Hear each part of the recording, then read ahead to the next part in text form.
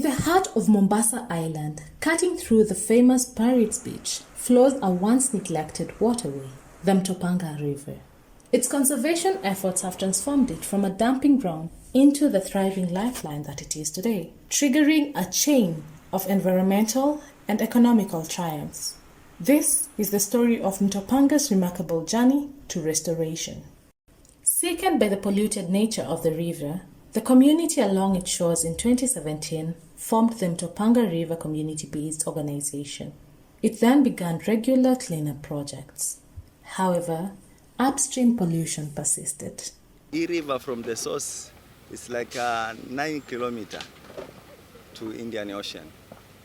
So imepitia katikati ya jamii tofauti tofauti, sababu inatoka ward ya Bamburi mpaka Jomo Kenyatta Public Beach. Na hii river kuna mambo mingi sana, watu wametupa zile takataka, zile zingine wametupa kando kando ya hiyo river. Sana sana unapata wakati kama huu kunanyesha, zile takataka zote ama zile plastic ambazo zimepata kutupa kando ya river zimefanya nini? Zimeingia kwa ile river. Ndio maana sisi tumekuja, kwa sababu membazi wetu si wale ambao wanatoka hapa wana biashara, wametoka sehemu tofauti tofauti from the source mpaka kwa beach, na kuna wale wengine ambao biashara zao ziko hapa. So tumekuja pamoja ili tuweze kushirikiana, tuhamasishe jamii na tuhifadhi mazingira yetu. Determined to make a lasting impact, they began crafting flower planters and vases from plastic bottles. This not only sustained their conservation efforts, but also generated income. Pia tunauza, unaona kama hii flower vase tumetengeneza, ukipata ni mkebe, ikiwa pale kwa bahari ama kwa mto, unapata inakaa tumba, lakini sasa tunapoitengeneza vizuri, alafu unapoweka mti pale, unaweza weka hata kwa corridor ama nje ofisi yako pale, unapata ni kitu inapendeza. So hii ni biashara yetu tunauza. Ni OCBO inasaidia, hiyo biashara inasaidia CBO yetu kuyenua, pia kufanya zile activity ambazo tunafanya saizi, kwa sababu ingekuwa si biashara, ingekuwa sisi hatuwezi jitegemea si wenyewe kuhifadhi mazingira zaidi. Tunashukuru kwa sababu CBO imecheza part ya kwamba kuhakikisha kwamba hizi plastiki tunazichukua. Zamani tulikuwa tunafanya river cleaning, lakini katika ile river cleaning issue iko sustainable, sababu tunasafisha mto, lakini baadaye pia kesho kikuja utapata hali ile ile. But sisi kama CBO tulipochukua hatua ya kwamba kuturn waste into value, kuna matunda mengi kwa sababu kiwango cha takataka ambazo zinakuja katika inaingia katika bahari imepungua kwa kiasi kikubwa sana. As part of their project, the CBO crafts durable and low-maintenance boats from plastic bottles. Suleiman Said, their boat builder, praises the durability of plastic boats over wooden ones. Siku hizi kila mmoja ana uvumbuzi tofauti tofauti. Chupa si mbao. Chupa ni tofauti na mbao. Chupa mwanzo haiozi kwa sababu ni plastic. Mbao inaoza. Chupa itadumu kushinda mbao. Hakuna plastiki ambayo inaoza. Ndio tukaona afadhali tutumie chupa, itakuwa muda ni mrefu na itadumu. Hiyo ndio kazi yetu ya kulinda mazingira. Tunahifadhi chupa zisisambae baharini. Tunahifadhi hata mifuko ya plastiki isisambae baharini. Vitu vingi na tunavitumia. Vile ambavyo havifai sisi kwetu vinafaa. Mimi ni mwana Mtopanga River na tuko katika mazingira ya kusaidia wanyani samaki wetu wasiharibiwe na plastic. Sasa tumejaribu kutengeneza boti ya plastic. Tuna mwalimu wetu anatufundisha, anaitwa Mr. Said pale. Sisi tunamfanyia sorting na yeye anatuonyesha jinsi ya kutengeneza boti, tunafunga ili kuharibu kutengeza mazingira yetu yasiharibiwe, kwa sababu hizi plastic zikiingia kule zinaharibu uchumi wetu wa samaki. Ile kiwango cha ukataji miti ili kuweza kutengeneza boat imepungua kwa kiasi kikubwa, kwa sababu community wameembrace kutumia nini? Wameembrace kutumia plastic boat rather than the wood boat. Imechangia kwa utalii, imefanya watu wanakuja pia sana, wanataka kuona boat ya plastic inakaa vipi. Imefanya kama tourism pia imeinuka kidogo. Dr. Innocent Wanyonyi from the Coastal and Marine Resources Development, Comrade, emphasized the critical role of Mtopanga's conservation in maintaining biodiversity in the Mombasa Marine Park. Plastic pollution jeopardizes coral reefs, seagrass, and marine species, endangering a major tourist attraction and the economic backbone of Mombasa County. Mombasa Marine Park is a marine park that was established in 1986. It is, by the way, the only marine protected area in a city. And so you can see it's one of the most important tourism attractions in Kenya.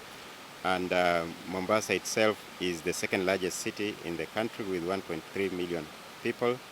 So there's a lot of interconnectedness between the city and the marine park. When we have the solid waste and the sewage in the water, the marine park is barely 5 kilometers from here.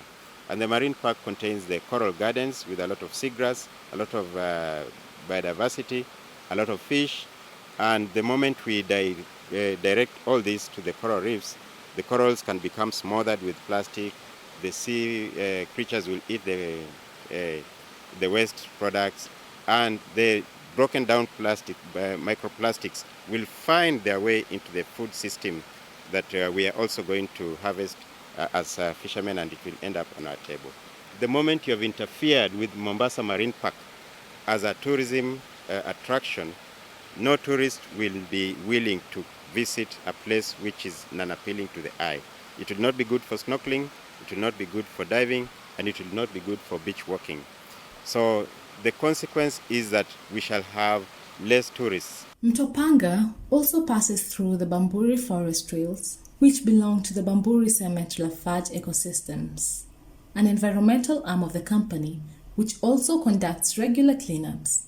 It has deployed strategic waste interceptors along the river. From Topanga River, as it passes through our ecosystem, we've designed different intercept points because the solid waste that moves, the load of solid waste that moves through the river from outside needs to be trapped in order for it not to reach the ocean.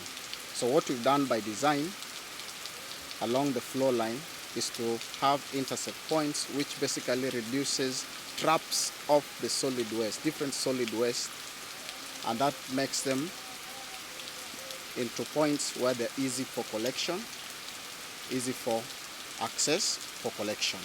So this intercept is basically a designed point where it only allows the water to move, much water movement, and traps all the solid waste, pushes them aside for ease of access and ease of collection. After the segregation, we must weigh to know how much we've been able to collect, and it's separated into different wastes where we have like the plastics last year. I think it was about 47% of what was collected, and we got about 1,700 kilograms from just the area that we were covering. We also have, like this year, so far we collected up to 1.8 tons of litter from that river. What I must say is that it's a great success. It is a great success because as we do this, considering the amount of tourist visitors that come to the Indian Ocean, because from where we are, the end of the Bamburi Forest Trails, the ocean is just about 300 meters or 200 meters away. So when we do this collection and intercept it at this area, we really save a lot of waste that goes into the Indian Ocean, and we're able to provide a clean environment, and which, you know, when we have the tourists coming in, then we find we have the clean waters and the marine is not affected as well. To improve their efforts, Mchombo emphasizes the need for government support. Gazetting Mtopanga River as a protected wetland will shield it from household waste and sewage discharge, ensuring its sustained restoration. Hii mtu ikifanya gazettement italeta watalii wengi wakuja kuizuru. Mtopanga per se is not a typical river. So it's not listed in the rivers in Kenya, it's not listed as a wetland, and it's not listed as a natural resource in the natural resource database. So that's where the problems for the river begin. And due to its non-gazettement or non-identification, it has meant that people have freely built on the riverbanks, people have freely tossed trash in the river, and people have freely directed sewage from their houses into the river. The moment we have put all the trash into the river, it's ending up on this nice public beach. It's not very aesthetic unless a few community groups are organized to remove the trash. But as the place becomes non-appealing to the eye, it is also non-appealing to the tourist. As the water flows into the ocean, you are sure to see a plastic bottle or two bobbing in Topanga's rapids, a testament that the restoration work is a work in progress that requires support and commitment for better aquatic life. By turning waste into value, educating future generations, and fostering collaborations, the community is forging a path towards a cleaner, more vibrant future for Mombasa's precious waterway.